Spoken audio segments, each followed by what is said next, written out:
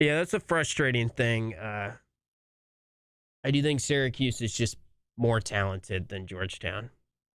Oh, did we drop out?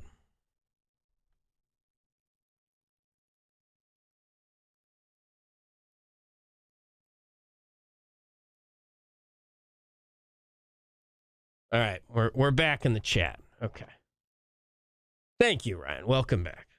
Students were going nuts. That's good. I saw a friend got a standing O.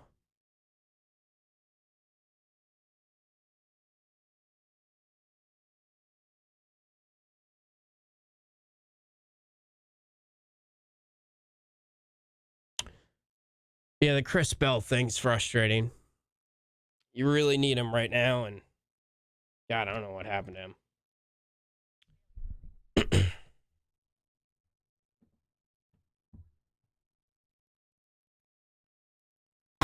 Watch your favorite ESPN Syracuse sports talk shows on CuseSportsTalk.com.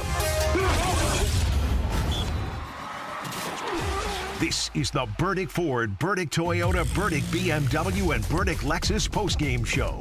Call in now on the Tom and Ellie DWITom.com hotline, 315-437-7644. Here are your hosts, Brian Higgins and Eric Dungy. This isn't football. I think we got the wrong rejoin in there, but the number is still correct, and you still can call in 315-437-7644. I'm sure we have plenty of people that want to check in after that one, so feel free to call in, join the conversation. It's Tim Leonard here on Postgame after Brian was on the pregame, and we got a lot of people in the Q Sports Talk chat. A lot of people that are not happy in the Q Sports Talk chat. If you're leaving the Dome, hang on with us. We will talk about this one with you and make sense of what just happened down the stretch there for the Orange offense. Talked a lot about the defense this year, but man, the offense, no field goals in the final 4 minutes and change of this game. Jaquan Carlos's three of all things was the final field goal. Carlos was the only Orange player to score over the final 4 minutes and change, and it was a three-pointer in the corner with 4:12 left in this game was the last field goal Syracuse made. Georgetown's zone defense stifles the Orange. We will hear the full post-game press conference from Red Autry here in a little bit. We will go live to that as soon as we can and get his thoughts on what was a really tough loss today inside the Dome for the Cuse. They are now 5-5 on the year. They are 0-5 against power conference competition. They are 5-0 against non-power conference competition, but that doesn't mean a whole lot when you talk about what this team's goals are going into the year and how you get to that point. Clearly, any talk of the NCAA tournament, it's a long way off right now. This team has been underwhelming. It's been disappointing. And, man, I just can't get over this Chris Bell lack of shooting. It's a mystery to me what happened to Chris Bell. Now, I know he has never been a fan favorite necessarily, and I've gotten on here and I've talked a lot about how I wish Bell had developed more now as one of the veteran guys on this team. The only player on this roster that has been at Syracuse for 3 years. The only player that was with Jim Boeheim when he was the coach and now has been here from the start of the Red Autry era, and this is his third year at Syracuse. And that is rare, unfortunately, in today's day and age, to have a guy that is playing for the same team for 3 straight years. And Chris Bell's that guy, and J.J. Starling is basically the other guy that has been with Red from the start. I know McLeod was there last year as well. Chance Westry was there, Kyle Cuff, but, you know, rotational key guys. And you're down J.J. Starling. And that stinks. Look, J.J. Starling, maybe if you have him, you win this game. But it wasn't like the season was going great and then the Starling injury happened and it derailed everything. So you're down Starling. What does that mean? Well, it means you got to have other guys step up. And to me, Chris Bell is top of that list of guys that really need to step up right now. And it's honestly hard to describe just how bad the Orange have been shooting from three-point range this season. Today's game, we knew it was two very bad three-point shooting teams, and we'll hold that thought because Red Autry is at the podium right now. So let's go to Red Autry's full press conference live right now. The run, our transition defense, 19 points. And can't do that. And then offensive rebounds, I thought at critical times kind of changed the game. The free throw line at the end, we can't get the rebound. They come down and make it. I think they make it. I mean, not come down, they shoot a three. So thought those were kind of the things that let us come up short. But I just thought our offense, our zone offense at the time, we didn't score when we needed to score. We got the ball into Jair, missed a couple. Eddie had one that rimmed in and out, then one went right through his hands on a duck-in play. I think Chopper had an old corner three. We just didn't score when we needed to score. And, I thought, again, that was the difference. Questions? Did you think they were going to play zone today? Yes. Yes. Yeah, they've done it every game. They go 2-2-1 or 1-2-2. They can play a 2-3 or a 3-2. Again, we just, for some reason, we have been very good against the zone. Two teams zoned us. Today, again, we didn't make the shots that we needed to make that we normally make. If we make a couple of those, that's the difference in the game. And again, offensive rebounding, I thought to get back in the beginning of the half, that set the tone. And then, we had a couple of transitions where timely turnovers that they got back into the game like that. So that was the difference. Coach, only 18 minutes for Donnie today. Why did he play less than I thought Jair was really good in what we were trying to do. Jair and Lucas, they were our roamers, all right? So, they got a big three, Epps, Mack, and Sherber. So whenever they put those guys into any actions, which they did a lot, we wanted to make sure we got the ball or try to contain the ball, which made our defense, stay a little bit longer. Jair and Lucas knew what we were doing. They knew how to stay in between. They knew how to close out. They knew how to get the rebounds. They knew, kind of when to help, when not to help. So that was the reason why, I stuck with Lucas and Jair. They knew what we were doing. Coach, what was the decision to put Donnie and Chris back in the game with 2 minutes left? Well, at that point, we knew we were going to press, all right? And then, at that point, we probably needed to make a shot, trying to see if we could make a shot. But, that was the only reason why, they went back in from that aspect. Not the only reason why, that's why I put them back in, to answer your question. I knew we were going to press. We knew we needed some speed and try to get some traps and then see if we can get some shooters out there at that time. But as someone who has a lot of experience within this rivalry, did that feel like a sort of old school base battle in terms of physicality and for the gymnasts, especially now when they come together? Yeah, it was physical out there. There was a lot of bumps. Guys were chirping. So yeah, it definitely was. Obviously, it'll never kind of replicate what. It's just a different time, but it was definitely competitive, guys. Both were fired up on both ends. I thought both teams battled. I thought our defense, for the most part, which I haven't been able to say that a lot this year, I thought they did enough to help us win the game. I thought our defense did enough to help us win the game. Again, I thought, like I said, the offense and the zone offense, and we couldn't score. I thought that was the difference. Down the stretch, graduated up for a 3 from Elijah and a 3 from Donnie late down 3. I guess were you happy with how the offense was executing in that situation? Happy with the shots? Or yeah, we work on a couple of things, and again, with Donnie, I think he got a pop back. 3 popped up, he can make those. That was a clean shot. He took it. I thought it was what we do. Thought it was a good shot. Again, Elijah, he's a guy that can shoot. He made 1, like 2 rattled in and out. I thought he would get going at some point. It didn't. But yeah, Donnie gets his feet set. He can make those shots. have you seen what kind of shooter that struggles to shoot the ball right now? I guess what can be done to help the struggle to shoot? Well, you just got to keep encouraging them, keep taking shots. I think I think he's getting to the foul line. He's not making free throws, or not making enough free throws, so to say. And I think that's, again, that's just kind of like, man, I can't get it going, right? So I think he just has to keep taking the shots. And we got to try to, get him some shots. But it was, today they did probably one of the better jobs all year of just kind of staying on top of him and being physical when he tried to run off some stuff. We tried to get him going early, and they did a good job of, kind of top blocking him and being physical, coming off some curls and staggers. Coach, Jake Long was great tonight. He played almost the whole game, 15 points for all free throws. What can you say about what he brought to the team there? That's a point guard. I think JC's, is a point guard.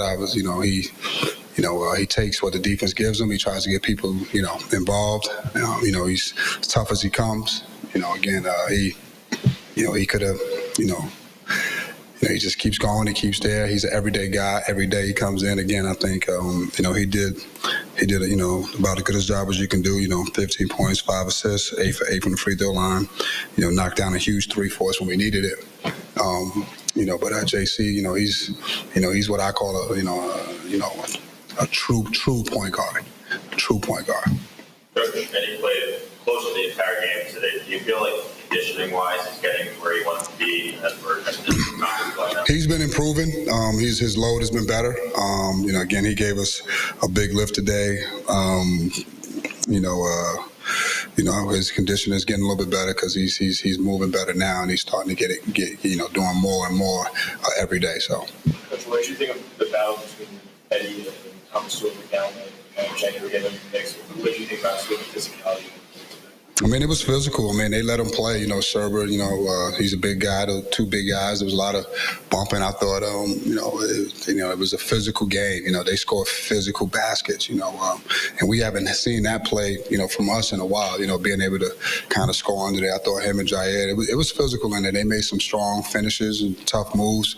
Again, Serber's a freshman. He's going to be really good. I thought Eddie gave us, I thought Eddie did about as good a job as he can do. He did a good job. We just, it's just, everything really doesn't matter when you lose, man. Ed said when he was in here that he wants to see this game continue every year. Is that going to be possible? Is that something you want to see happen? Again, yes. There's no question that I would like to continue this. Again, I think it's a great rivalry.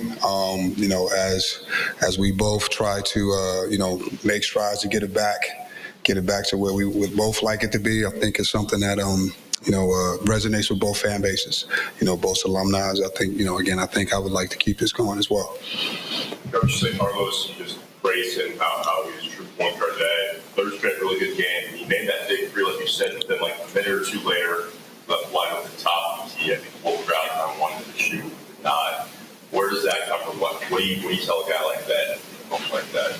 Again, at that point, if you open, you got to take the shot. But I don't. I think he probably seen something else, or he was trying to get someone else a shot. That's what I would say on that. But he has to take that shot. Again, I thought we got hesitant late with a couple of shots. I thought Elijah had 1 or 2 that he could have took that he didn't. But that's you can pick everything apart now. Once the game's over with. Time for one more. We go down. We've got a week in between games like this, but big one coming up, fall place in East Maryland. How do you get back into that? What is practice? I think obviously you got to get back to touching up on things that you need to continue to work on, and you just got to prepare. Again, this is a long season. 10 games in. This is a long season. We had a pretty tough, challenging, non-conference. And again, this is, we got to keep moving. You can't stop. I think got to keep improving on things, tweaking things as the season goes, getting better. Again, and we still waiting, to try to get a timeline on JJ to see when he comes back. So again, you just got to get ready. You got to get ready for the next game. That's all you can do. This game is done. No, not yet. Thanks, Coach. Thanks. Thank you.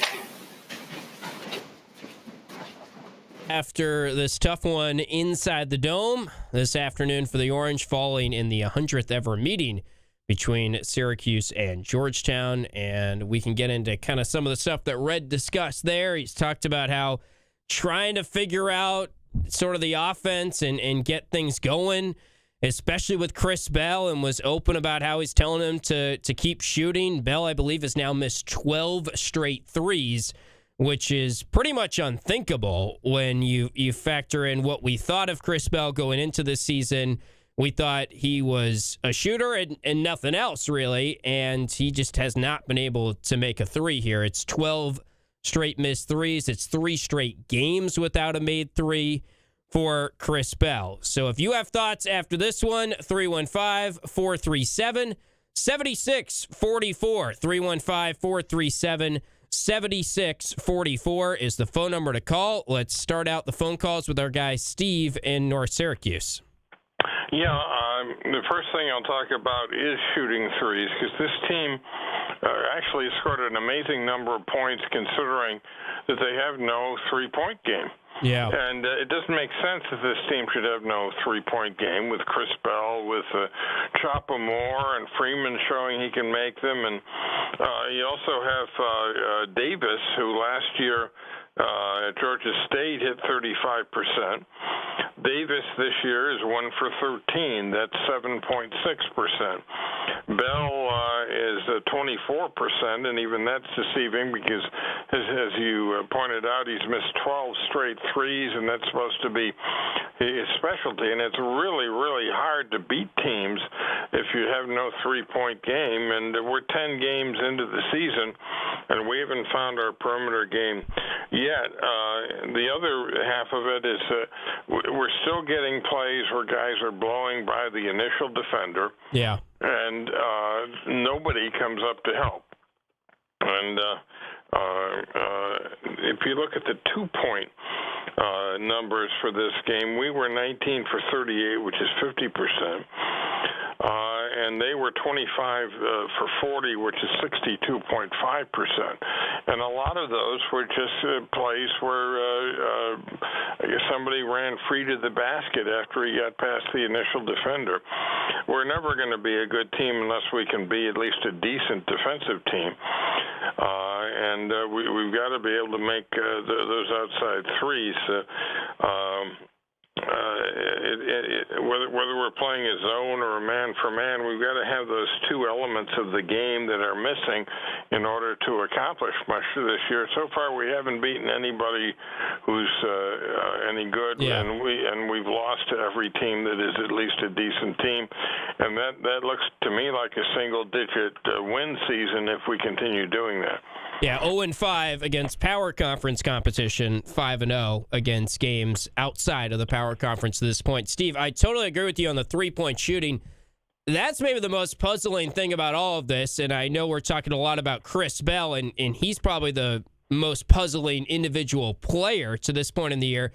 But think back to what Red was saying early on in this season, preseason media availabilities. He's talking about, we are a good three-point shooting team. That's who we are. And some of it is they wanted to be an up-tempo three-point shooting team where they get some open looks in transition, and they're not getting stops, and they're just not playing in that up-tempo style like we thought. I felt like today's game was more true to Georgetown style. It was kind of a physical, sort of slower-paced game. And, of course, when Georgetown did get out in transition, that was a tough spot for the Orange as well, transition D. But it's really head-scratching to look at these three-point numbers. Like, as much as we can talk about they're not running the best stuff on offense, or people will call in and say that, they're just missing shots that, on paper, this should be a decent three-point shooting team, and you laid out some of the numbers there.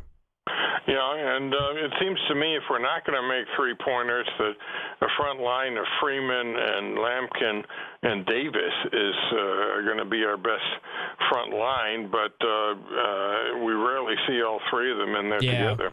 Yeah, I don't know. It's tough defensively, maybe. I think Red wants to keep 3 guards out there if possible, but maybe we start to see more of that lineup. Good stuff, though, Steve. Appreciate it.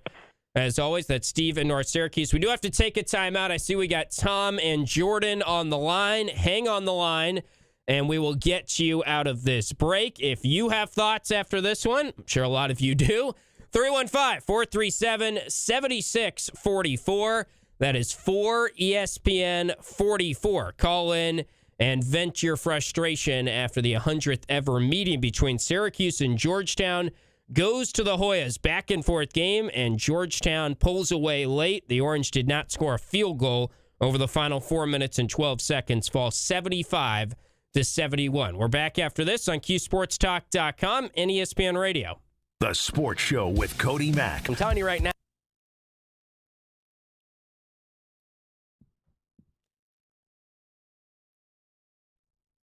Yeah, the free throw disparity. I mean, it's sad that they got the free throws in their favor. I think we can confidently say, even without JJ, Syracuse has better players than Georgetown. They had the home crowd on their side. But, yeah, hard to lose that game. Again, three-point shooting. I mean, you didn't make a three at Notre Dame. You go 4 for 16 from three in this game.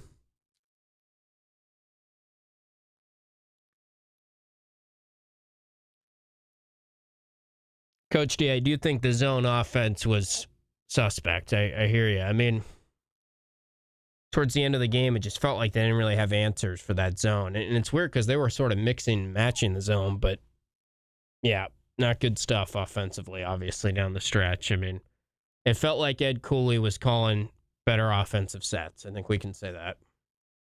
And Ed Cooley's a good coach. I think Georgetown will get it going.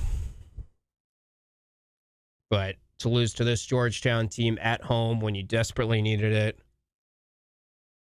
it actually kind of is like that 2016 team last time Georgetown won in the Dome. That team was thought to be preseason top 25 and all that, and they just, with Leiden coming back off the Final Four, and I remember going to that Georgetown-Syracuse game and being like, all right, if you lose this, it's over. And then I think they had the St. John's loss after that, which was the nightmare St. John's game.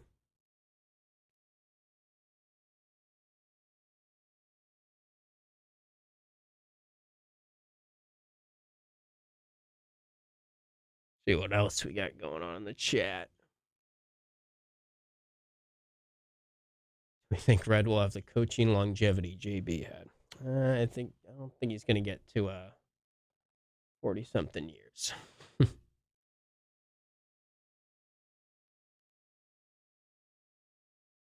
Jay Wright is not coming to Syracuse, so I think we can roll that one out.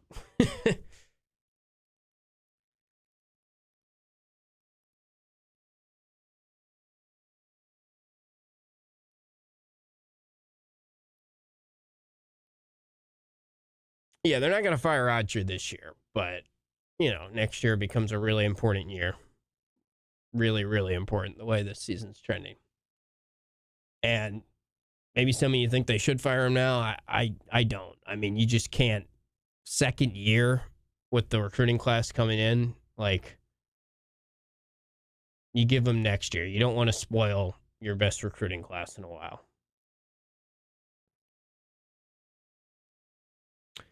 Yeah, I think they're a little behind the eight ball, CBW. I can't wait for Paulie to be on here on Monday. I'm going to happily watch you guys call in and talk to him. PN 97.7 and 100.1. Watch live on CuseSportsTalk.com. This is the Burdick Ford, Burdick Toyota, Burdick BMW, and Burdick Lexus postgame show. Call in now on the Tom and Ellie DW. All right, welcome back here on the Burdick postgame show. You can call in at 315-437-7644. That is the phone number to call. The Orange falling to Georgetown in a game that it felt like after those technical fouls and the crowd got into it, maybe that was just the spark Syracuse needed. Eddie Lampkin was having kind of a true to form Eddie Lampkin game for his personality and his first game in this rivalry.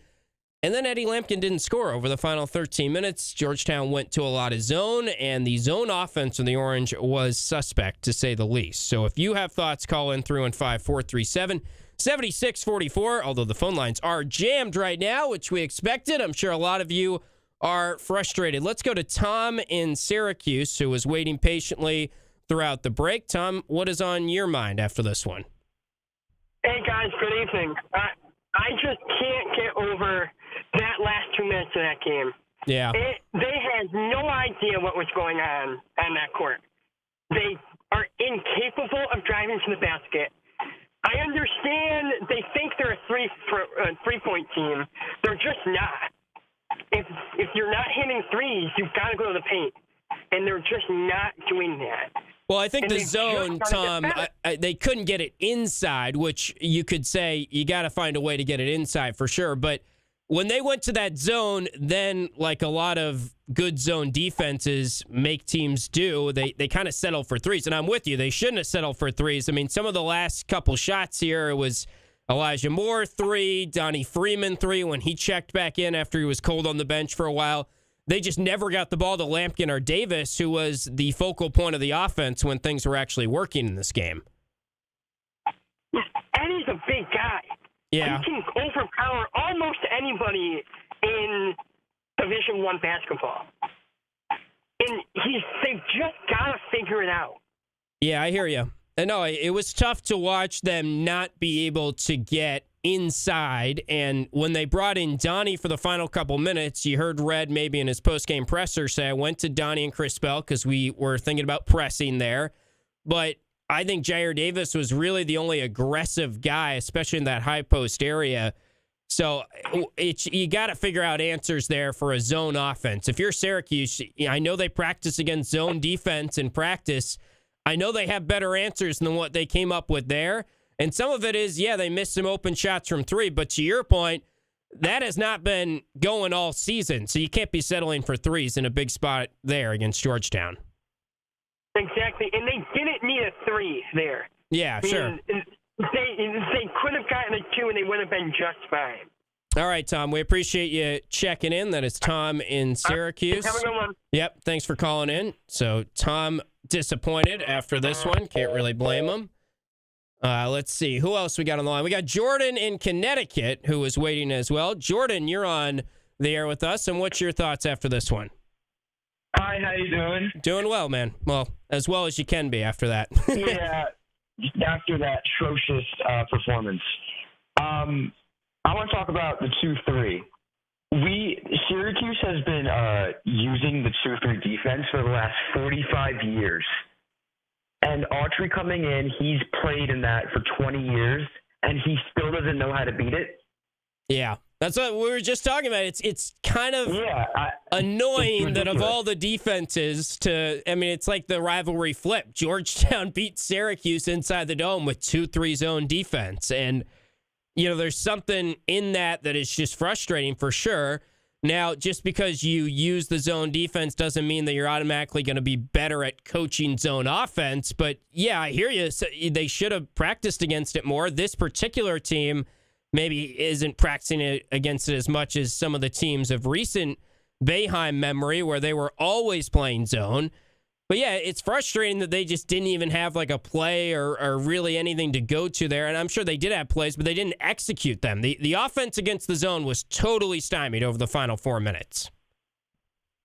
Yeah, and the other thing was Lucas Taylor. Didn't we get him as a three-point shooter? Yeah, he was 34 or 35% from Georgia State last year. And then I'm looking at it right now, 2022, he was 40% from three. Yeah. Yeah, you're right. I mean, he can't hit a shot. Yeah, and it doesn't really look good, his shot, like coming off his hands. He's not even really attempting shots. So, we were talking as we were watching the game here in studio, and Lucas Taylor, it's not like you blame him. It's not like he was playing poorly. But the frustrating thing is Lucas Taylor is in your closing lineup right now and kind of has to be. And some of that is JJ is hurt, but that's not a good enough roster, really, if you've got a guy out there that, yeah, he's a good defender. We'll give him that. But he is not a threat on offense. And, Carlos did have 15 points in this game and did hit a three. But for the most part this year, Carlos and Taylor haven't been guys that are looking to score. So that's kind of troublesome if that's your closing backcourt. Yeah, and in the last few possessions, you needed, and they were playing the 2-3. You need a shot from outside. Why wouldn't you have? I know Chris has been awful, but if you need someone to make a shot, I think you have Chris and Donnie in the game. Donnie's been shooting lights out from three, and Lucas Taylor can't hit anything. And Carlos can't really shoot. He had that 1-3, which was probably one of the luckiest shots I think he's taken. Well, you're not going to take out Carlos, though. I mean, unfortunately, they don't have any other option. Right. He's the only ball handler. Yeah, I think with Donnie, I mean, he did come in and he got a relatively open look from 3 and missed it late in the game. I said it earlier, I kind of like Jair Davis against zone a little bit better because when Donnie catches that pass in the high post or he flashes to the high post, I just don't think he's looking to score as much as you need to be. And then, Chris Bell, I just wish he was a guy that when he misses a couple shots, he's still giving you 100% energy and he's still confident in himself, especially when we're talking about a third-year veteran guy at this point. But unfortunately, I mean, we've seen it time and time again. It used to be when Chris Bell makes his first 3, he has a great game. When he misses his first 3, he has a bad game. Now he's not making any threes, which is head-scratching for sure. He uses his, momentum just to start the game, and that's how he finishes the game. That should now be. Yeah. And the other thing is, I mean, I just went over this. I just went over the rest of the schedule. There's 20 games left. I think maybe win 5. Yeah, I'm looking at. So Ken Pom, they predict every game. Ken Pom going into this game, Syracuse 14-7 projected record on Ken Pom. We'll see if they bump down. I think they already did adjust the rankings. Actually, they're 108 on Ken Pom. They were 100 going into this game. Georgetown's up to 81 on Ken Pom. So. Yeah, I mean, Ken Pom right now is projecting them to win a decent amount of ACC games because the ACC is so bad this year. But 8-12 in conference is his projection, and that's just going off computer metrics. That's not great in this year's ACC especially. And 14-17 overall is the projected record. So, I have one more question before I go. Yeah, of course. What was I going to say? The Maryland game. Yeah. There's gonna be so many Maryland fans there. Oh wait, no, that wasn't what I was gonna say. Autry, what do you think of Autry and his job security? I don't think there's any chance, and I can say that there's just no shot they move on from him before next year. I would be stunned, and I know a lot of people want to see that, but I just think with the recruiting class coming in, you can't do that. But I think it's trending towards next year is a very big year for Coach Autry. And there's, that's just the reality of the situation. If you don't make strides next year, if you don't get back to the tournament next year, this fan base is already fed up. They're going to be really fed up next year, too, especially with that class. GMAC, I know it was in the line and who was the coaching first, but I would have loved to have GMAC in there as a head coach.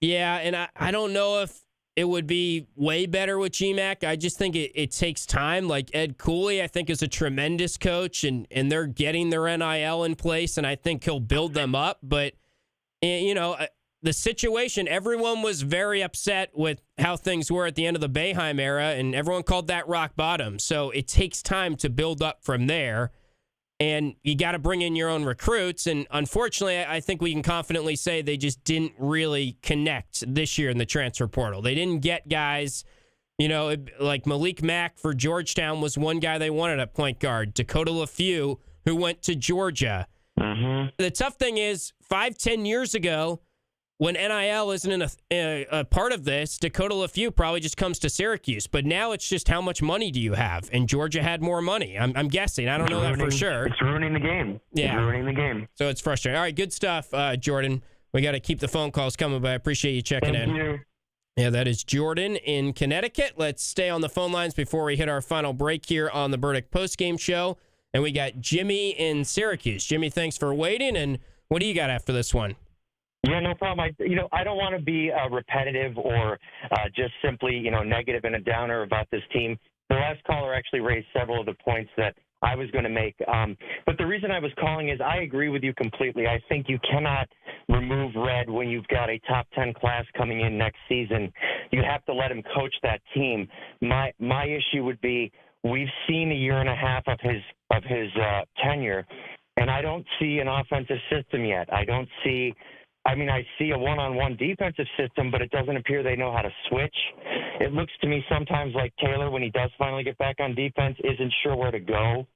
He doesn't properly switch when there's a screen and roll, like easy stuff. Yeah. And so with Autry, I feel like he would have installed something by now. Well, let me ask you this, Jimmy, and I tend to agree with you, but do you think this year's team is more on the talent level that's on the roster or coaching that talent? Like, if you had to pick one of those two. Coaching this year, because I think we do have talent. I think you can look at – so I've thought a lot about this because I realize he's still a new coach. But I think you would have seen simple things like you'd see a better free throw shooting team. You'd see the team shooting thousands of free throws after every practice. You'd see players getting – Well, I know they're doing – I mean, it's not like they're not – obviously they're working on free throws. This team's just – they're in their head a little bit shooting-wise. We can say that because they go 4 for 16 from 3 in this game. The biggest – bummer about this whole thing is Red went into this year and he thought, I've got a good three-point shooting team. And he was saying that's a calling card of the team. Now, you can get on Red and say, how did he think that was the case? And it's this bad. I mean, this is the worst three-point shooting start we've seen from a Syracuse team and however long. It's historically bad what they're doing. Didn't hit a three against Notre Dame. You lose that game at the wire, and you hit 4 threes today. Like Georgetown bricked tons of threes as well, and they shot probably too many. But the thing is, Syracuse on paper has some shooters. So as much as, Red is, you can get on him, and I think it's perfectly right, and it's fair to question when the team is playing this poorly what the head coach is doing in some spots. But also, all these guys, like, how is Chris Bell missing 12 straight threes? That's just something we never would have guessed in our wildest dreams. He's a streaky shooter. I think part of what I would say is you notice the announcers a couple of times saying that's a great set. That's a great play that was devised by the Georgetown head coach. And I was so excited about Autry coming in because the thing that bothered me at the end of Boeheim's tenure was not only was the 2-3 killing you against really good perimeter shooting teams, and in today's game, 1 through 5, they can all shoot threes, right? The other issue was he never really had an offensive system. So the 2-3 created fast break opportunities because they were a trapping 2-3. They would extend, and we were good in transition. When Autry said this year he wanted to get out, and be faster and get out in transition, that's still not an offense. So we're not scheming open three-point shots. If you notice, when the other team isn't easily driving in without anybody offering help, they're getting wide open threes. They're getting second chance shots. And so when you have a player who's streaky like Bell, who's going through a massive slump, you can get other players open looks like Moore and like Freeman, who set up the entire second half. But it doesn't appear that there's a system for a half-court offense, and that's really what bums me out. Yeah, and I do agree. Ed Cooley has some good offensive sets, and in today's game in particular, Syracuse had better personnel than Georgetown, and they had the home court advantage, and absolutely, I did feel like Georgetown ran better stuff on offense in this particular game. So all good points there, Jimmy. I appreciate you calling in and checking in. Thanks, man. All right, that is Jimmy in Syracuse. We'll take our final break here on the Burdick Lexus, Burdick BMW, Burdick postgame show, and we will still sneak in a call if you'd like. 315-437-7644. That is the phone number to call. That's 4ESPN44. And continue to react to a disappointing loss, kind of a disheartening loss today for Syracuse in front of a good crowd that got involved there in the second half inside the Dome and felt a little bit like Syracuse-Georgetown games of old, but the Orange, stymied by a zone defense down the stretch, did not hit a field goal over the final 4 minutes of this game. We're back after this to continue to react on the Burdick postgame show here on QSportsTalk.com and ESPN Radio. The 315.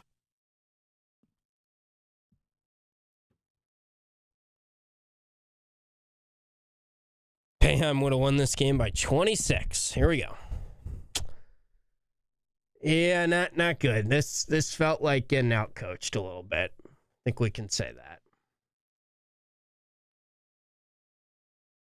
You know what's sad, though? I see the comment on projected from Phil. What's sad is I read projected 14 and 17, and I was like, that might be before this game. Like, it almost feels like that's But I think that speaks to the ACC is really bad. I mean, Clemson lost today, I saw, and Clemson's one of the better teams the league has. Just not good out of conference for the league.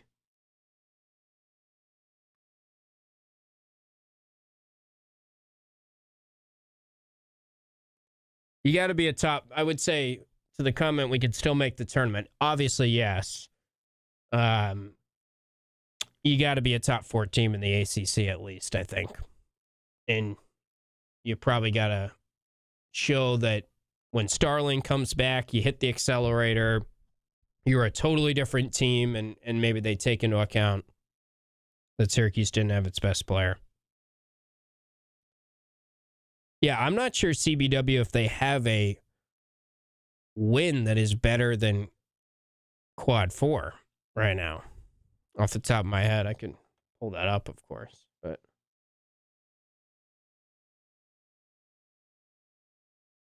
did Jordan say he's eating dog poop if they make the tournament? Did he do the Florida State? Remember that?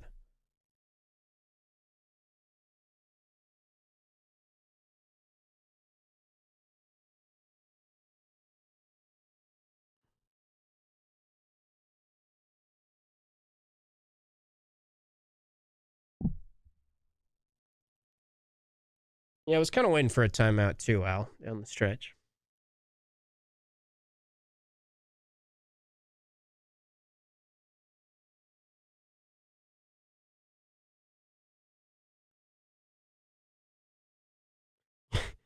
I love his Cajun, the Paulie burner that he was going to start on Syracuse fan.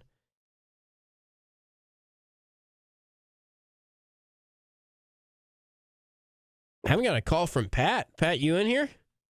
Maybe he's busy. I saw someone say, I think it was Coach D, 1-9 against the spread, but that can't be right? Because I think they covered both games in Brooklyn. And I think they covered Albany.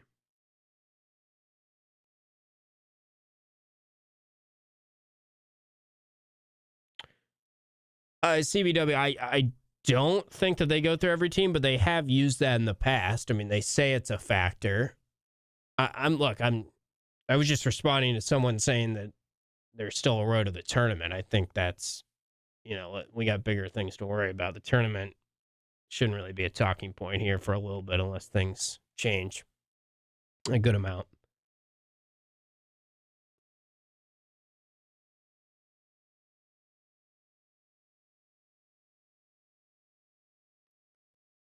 Maybe this is Paulie's burner.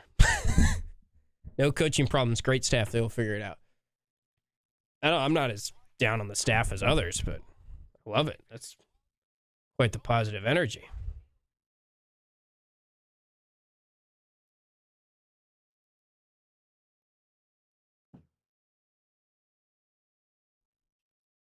Everyone in the chat, I'm sure, is thrilled that Pat hasn't called in.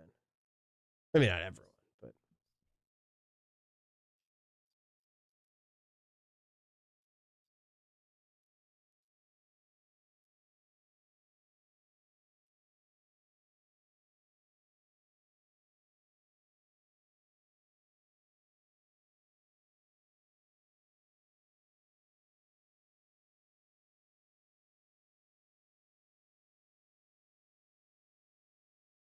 Cajun, are you Pete Course? You got a call out there, Paul. Is it Pat? We'll find out.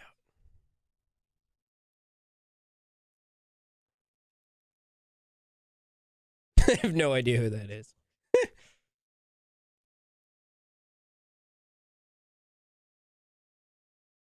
Favorite ESPN Syracuse sports talk shows on CuseSportsTalk.com. This is the Burdick Lexus and Burdick BMW postgame show.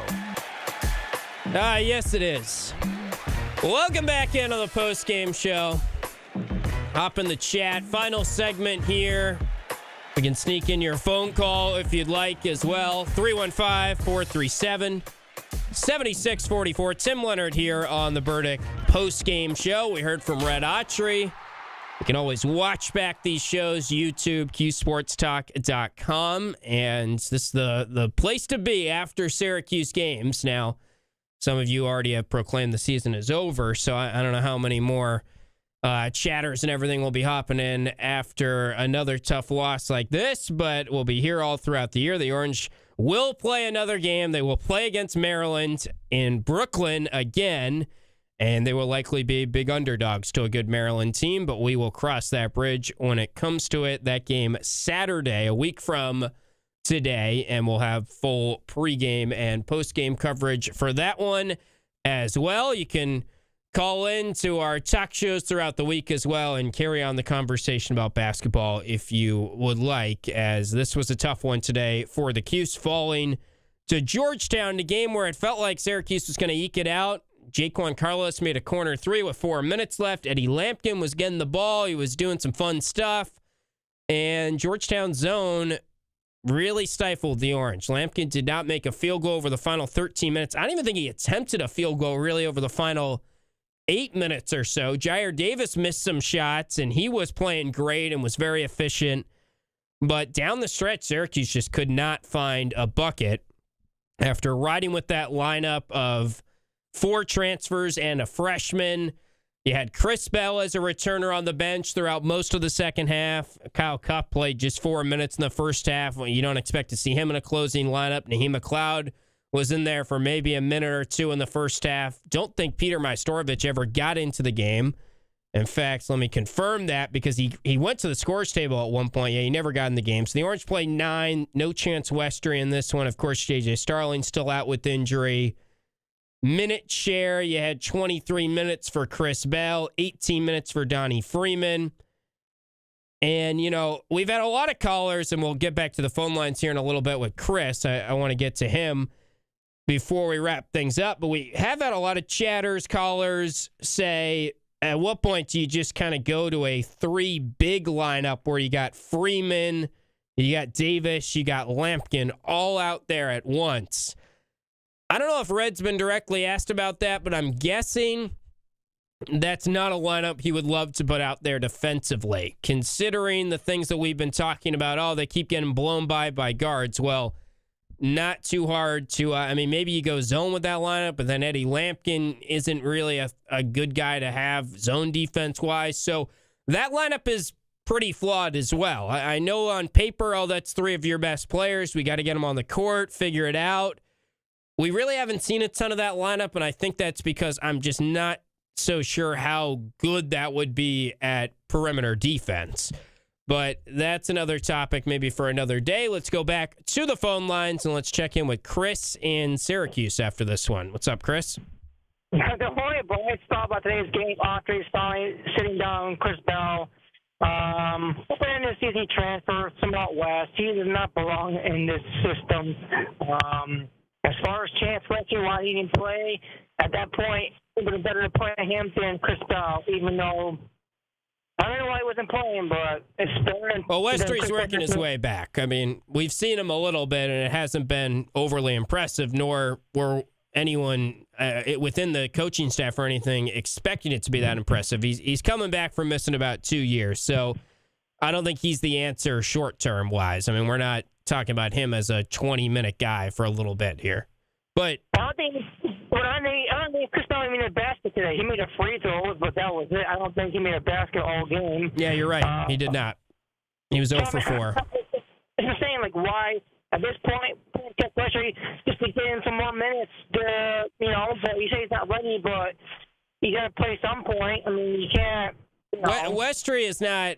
Have you watched him when he's gotten in, Chris? I mean, he's not really ready right now. Like, it's pretty apparent that he's still working his way back. Reddit's talked about how he goes up and down the court and he's a little bit winded. Like, it takes time to get back. And I know he's a talented guy, but you don't just flip a switch. So, I mean, if you watch him from the time that we've seen him, I think it's pretty apparent that he's not going to, magically change the fortunes of this team like some fans were thinking. Well, at this point, I don't know. That's better than Chris Bell. I'm sorry. Well, they didn't play Chris Bell. I mean, So, like, I'm saying he's a grass. Ever since a freshman, he's gotten worse. I feel like he hasn't improved at all since he's been on campus. So who's that? Oh, Bell. You're saying, yeah. Well, I mean, it goes to show that the coaching staff don't know what they're doing. Yeah, I mean, you could get into it's disappointing that he hasn't developed, but, you know, you wanted them not to play Chris Bell. They didn't do that today, so that's not why they lost this game, and playing Chance Westry wouldn't have changed that. So that is Chris in Syracuse. We'll let him go. I guess we could sneak in one more call if you call right now before we wrap up on the post-game show. But putting the finishing touches, final thoughts on this one, and we appreciate all of you hanging on here in the Cuse Sports Talk chat. After another tough one for the Orange, they fall 75-71 inside the Dome to a Georgetown team that bags its first Power Conference win of the season. The Orange still without a Power Conference win. And, you know, we've talked about the defense. We've talked about lineups and so on and so forth. They got to be able to make some shots. And really, Chris is right. The last caller, Chris Bell has got to give you more as a junior, and he's got to be able to make some shots. Without J.J. Starling right now, your guard production, I mean, Carlos did have 15 points in this game, but another 4 for 16 shooting game from three, and some of these are pretty open looks. Elijah Moore, 2 for 9. You know, he makes some tough shots, but then he gets an open one when it's kind of in a big spot, and he's a freshman, so I'm not saying Elijah Moore is the problem here. But it's just, you got to make shots. Like, you got to make some threes. This is supposed to be a good three-point shooting team. Chris Bell, 0 for 3 from 3. I think he's gone exactly 0 for 3 in now 3 straight games. He's missed 12 straight threes. And again, I know I've brought it up a lot, but the chatter with Bell in the offseason was he's a guy that was shooting 80% in practice from 3 in movement, and it has just totally disappeared. Of the likes that I never thought we'd be talking about with Chris Bell. I know he's kind of a streaky shooter, but it's hard to fathom that he has gone this cold. Let's get in our final phone call. I didn't know, Pat, if we would go a full post-game show without you, but you did beat the tag here, and we'll give you the final thought here after this one. Yeah, all I want to say... Hang on one sec, sorry. Okay, you're good. Pat in Syracuse. This is... Yeah, I got you. My bad. You got to love Bluetooth. Listen, all I'm going to say is this. 2-3 years ago, I would have never refereed or I'd call in sick to work if there was an SU game on. Now I'd rather ref than watch Syracuse-Georgetown, which is awful. And I'm not embarrassed to say it because you know what? I literally said, guys, don't text me so I can come home and watch it. And, of course, Vito and Drew blew it because you know. But honestly, are you happy they blew it? Because I don't know if you wanted to watch that. I mean, that's the thing. So do me a favor. Give me your 30-second recap, and then I'll give you a 30-second quick recap on where we go from here. Basically, I mean, how much of it did you watch? Any of it, or? 0.0. Okay, yeah. So what happened was it was a tie game at the half. The back and forth action after a technical, crowd gets involved. Momentum's kind of on Syracuse's side. They have a slim lead, 4 minutes to play, and Georgetown zoned Syracuse. And from there, the Orange didn't score a field goal over the final 4 minutes, and Georgetown won the game. Even though Syracuse shot way more free throws, even though Georgetown really wasn't all that impressive, they just had a little bit better action offensively, and Syracuse had no answers for their zone D down the stretch. Yeah, I mean, this is no testament. This time of, Syracuse basketball, it cannot be a testament for anybody's fanhood, and I'll tell you why. Drew reminded me when Syracuse went to the Final Four, we lost early in the year to Temple at the Garden. I don't know if you remember that game. Yeah. So me and Drew bought those tickets for the Garden in freaking April. So the point is, we were planning 6 months ahead for Syracuse basketball because you know what? It was worth it. It was great. We went through the good times, the bad times, go on and on and on. Vito said it best. His nephew's 16, 17 years old. By the time he started watching, he doesn't even know what it is. All the players on the team have no idea what Syracuse-Georgetown is all about. It's just not the same. It is what it is. I'm not going to be, I'm not going to overplay the nostalgia, but what I will say is, you know what? He's got next year to get it done. And anybody who doesn't think that next year is the last year if he doesn't get it done just has the standard too low. And I am talking about some of the employees on this radio station that think next year is not it. Look, you might get a pass this year because of JJ, but you know what? You were still barely beating Lemoyne and Colgate and Youngstown State with JJ. So do we beat Georgetown and Notre Dame with JJ? Maybe we do. But you know what? JJ's not there. Next man up, and it's just bad. Yeah. It's just not a good thing. And I actually have some feelings about, you know what? Am I a bad fan because I find other things to do than to watch Syracuse-Georgetown? And the answer is no. Yeah, I mean, this particular year, I don't get on you. You watch all the games, Pat. I'm not going to question your fanhood. I think this is the only time. I mean, I wasn't raking my lawn or snow blowing, but you know what? Yeah, right. You were working. So, I get it. I get the frustration. I think what you just said, I agree with. Would they have won these games with Starling? Maybe, probably. I think we can say. But here's the bigger point. Should you have won these games even without J.J. Starling? I would say yes, because Notre Dame was without their best player, arguably, too, and they have the same excuse. Who was the best player on the floor today? Let me ask you, because I'm not sure if it was the Georgetown center. Who was the best player on the floor? Sorber's good. I mean, he shoots too many threes. He's kind of like Donnie. I mean, I think he made like every two he attempted. I guess Epps is the best player. I mean, if you're picking one based on the stat, he was 27 points. So I guess Jaden Epps is probably the best player on the floor today. Yeah, he's been a player for a couple years for sure. Yeah, he scored 17, I think, last year against the Orange. So 27. I mean, he was the guy that hit some big buckets late in this game. He was the only guy that made threes for them. He made 4 of their 6 threes. They're a terrible shooting team, like Syracuse, and it's just puzzling to me that we're at a point in the year where, I don't know, what is this, 10 games in, and they're still just not making anything from 3. So, let me ask you one final question. Yeah. Did Red start Taylor again?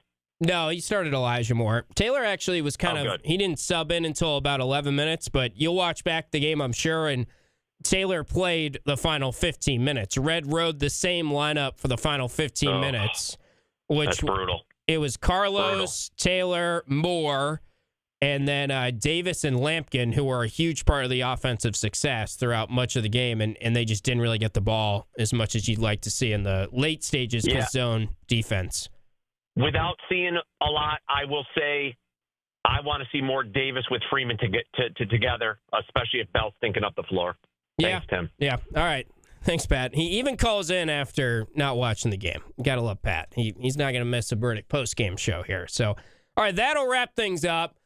I know a lot of you are frustrated. We'll have plenty more time to discuss this game and the season going forward and all the things that they need to improve on and all the things that are Syracuse basketball right now. Thank God for football, right? Fran Brown got a standing O, and the football team's got a bowl game coming up for 10 wins. Let's not lose sight of that when things are tough around here basketball-wise. But that will be that for the Burdick postgame show. Thanks for following along on QSportsTalk.com. Thanks, as always, to all the callers throughout. Thanks to Paul, who did a great job behind the scenes here producing the show.